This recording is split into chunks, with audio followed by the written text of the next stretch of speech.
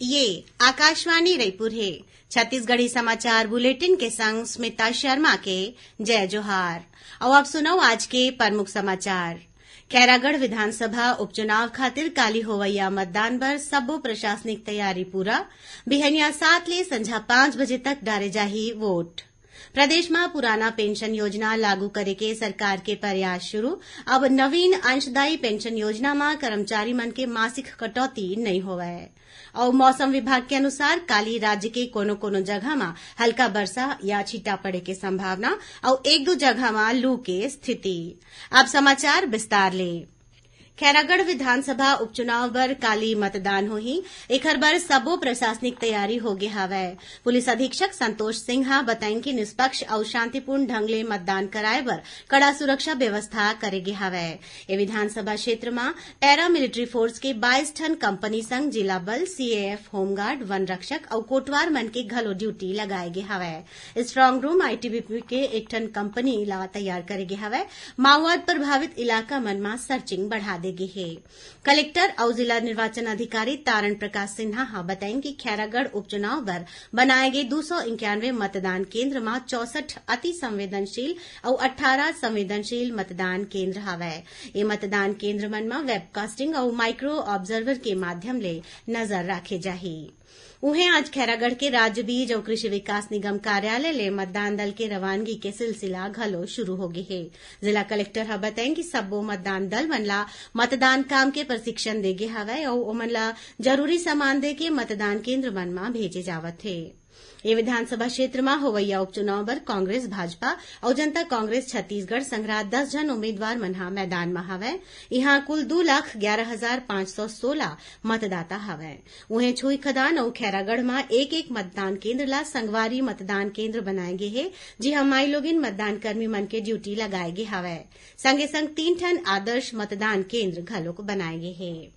मुख्य निर्वाचन पदाधिकारी डहरले जारी निर्देश के अनुसार काली होवैया मतदान पर मतदाता मन ला अपन पहचान पत्र दिखाना होही। भारत निर्वाचन आयोग हा पहचान पत्र के संग 12 प्रकार के दूसर दस्तावेज ला घलो मान्य करे है।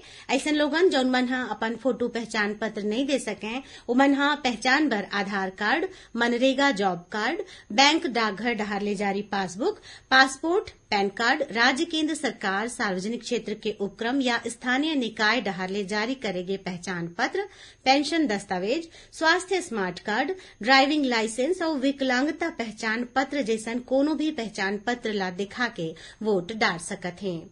उहें खैरागढ़ विधानसभा क्षेत्र में मतदान ला देखत निर्वाचन आयोग हा काली बिहनिया 7 बजे ले संझा 7 बजे तक कोनो भी प्रकार के एग्जिट पोल में रोक लगा दे है।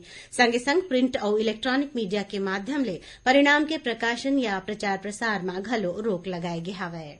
प्रदेश में पुराना पेंशन योजना लागू करे के दिशा में राज्य सरकार हा प्रयास शुरू कर दे है। एखर बर वित्त विभाग डहरले निर्देश जारी करके 1 नवंबर 2004 और ओखर बाद नियुक्त राज्य के कर्मचारी मन ले नवीन अंशदायी पेंशन योजना में करे जावत मासिक कटौती ला खत्म करे बर कहे गे है। वित्त विभाग हा सबो विभाग मन ला निर्देश दीन है कि चालू अप्रैल महीना में देय कटौती ला समाप्त करे जाथे। कर्मचारी मन के ए महीना के वेतन के मूल वेतन ले 12% राशि सामान्य भविष्य निधि में कटौती करे जाही। एक कटौती के ब्यौरा संचालनालय कोष लेखा और पेंशन स्तर में अलग ले राखे जाही और संबंधित कर्मचारी के नवीन सामान्य भविष्य निधि खाता क्रमांक आवंटित होय में ये राशि ला ओमा दर्शाए जाही। रामनवमी के मौका में काली महानदी, शिवनाथ और जोग नदी के संगम में बने शिवरी नारायण में राम वनगमन पर्यटन परिपथ पर कराए गए पहली चरण के विकास काम के लोकार्पण होइस। यहां राखे गए 3 दिन के राज्य स्तरीय मानस गायन प्रतियोगिता के समापन कार्यक्रम में मुख्यमंत्री भूपेश बघेल हा शामिल हुईन।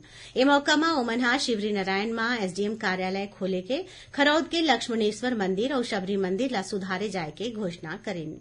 समापन कार्यक्रम में प्रसिद्ध भजन गायक अनूप जलोटा के गायन ले पूरा वातावरण भक्तिमय हो गए रहीस। ओती रामनवमी के मौका में काली जगदलपुर में सर्व हिंदू समाज के बैनर में शोभा यात्रा निकाले गिस। ये शोभा यात्रा में मां दंतेश्वरी चौक ले शुरू होके आने रद्दा ले होके गिस। छत्तीसगढ़ी समाचार बुलेटिन आपमन आकाशवाणी रायपुर ले सुना था। छत्तीसगढ़ के खबर ले है आपके वास्ता और खबर के विश्वसनीयता ले है हमार वास्ता। आकाशवाणी समाचार रायपुर के प्रादेशिक समाचार बुलेटिन के संगे संग हमार समसामयिक कार्यक्रम आप रेडियो के संग अपन मोबाइल में घलो सुन सकत हो। आकाशवाणी समाचार फेसबुक, ट्विटर और यूट्यूब में घलो हावय। हमार फेसबुक पेज हरे Chhattisgarh news on AIR, Twitter handle CGAIR news और हमार यूट्यूब चैनल हरे छत्तीसगढ़ AIR न्यूज। तो अब रेडियो के संगे संग आपके मोबाइल के माध्यम ले हम आप तक पहुंचत हन। छत्तीसगढ़ के हर खबर पर सुनत रहो आकाशवाणी समाचार। अब आगू बढ़बो बाचे समाचार कोती।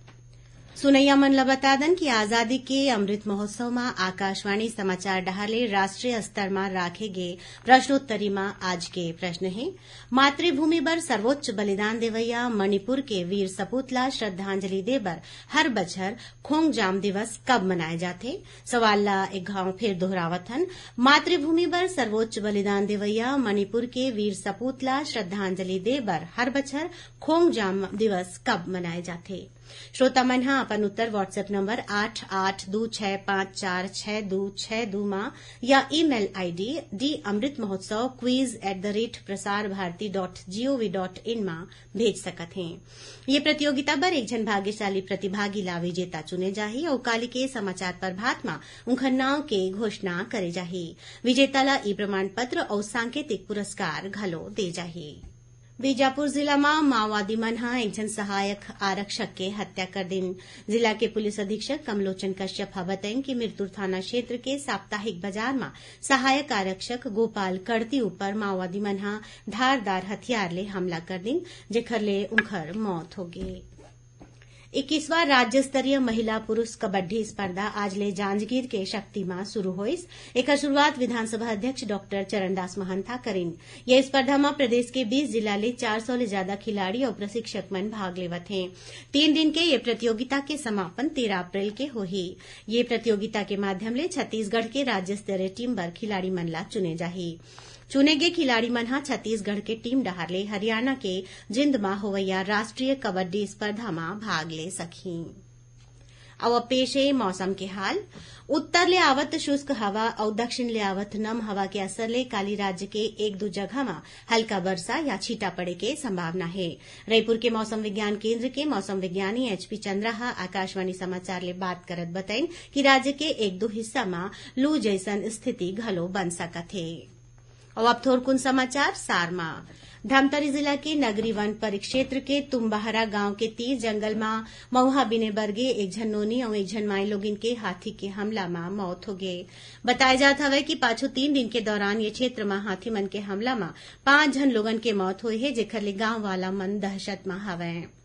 राजनांदगांव जिला में खैरागढ़ के पिपरिया तीर तेज रफ्तार कार के एक ठन पेड़ ले टकराए ले एक झन मनखे के मौत हो गए हुए, दूसर 4 झन घायल हो गए हवे। रायगढ़ जिला के धरमजयगढ़ में आज फटफटी ले टकराए के सेती साइकिल में बैठे एक झन सियान के मौत हो गए और 2 झन घायल हो गए हवे।